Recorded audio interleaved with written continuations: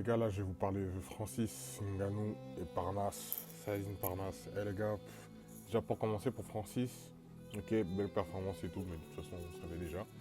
Moi, ce que j'aimerais pour Francis, que John Jones trouve un moyen de se libérer de ce contrat UFC et qu'il fasse Francis Ngannou contre John Jones avec MVP Promotion.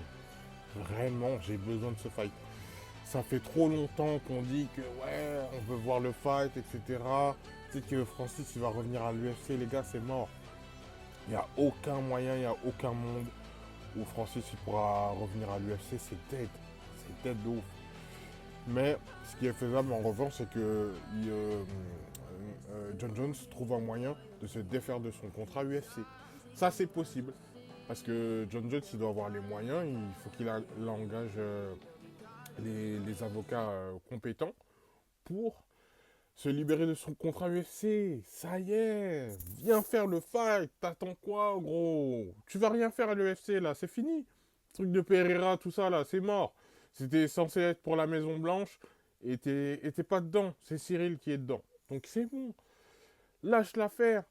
Retire-toi de ton contrat UFC et va affronter Francis. Moi, pour moi, il fait trop genre, il veut l'affronter, mais je te jure qu'il a peur de Francis. Je vous jure qu'il a peur de Francis, c'est trop. C'est trop. C'est trop, les gars. Bon, les gars, pour Saladin Parnasse, j'ai rien à dire. En fait, tout ce qu'il fait en dehors de l'UFC, ça m'intéresse pas. Parce qu'on sait déjà que Saladin, il a déjà battu tous les gars en avance. Ça y est. En quoi c'est intéressant? Les gens ils vont dire, ouais, c'est bon, il s'est montré aux Américains, etc. Contre qui? C'est qui le boug? On sait pas c'est qui. Non, MVP Promotion, c'est bien. C'était une première en MMA et d'ailleurs, c'était pas forcément une grosse réussite parce que il y a eu des mismatchs quand même. C'était un peu abusé, mais bon. Ils ont fait ce qu'ils ont pu en tout cas. Mais c'est bon. Passons à autre chose. Il faut qu'il signe à l'UFC, c'est tout. Par contre, j'ai entendu dire comme quoi Hatch a dit que s'il signe à l'UFC, la condition c'est que c'est un top 10 ou rien. Et moi, dans ma tête, je me suis dit, les gars, mettez les pieds à l'UFC déjà, non? Top 10 ou rien. Les gars, l'UFC, c'est pas aussi facile que ce que vous pensez, hein.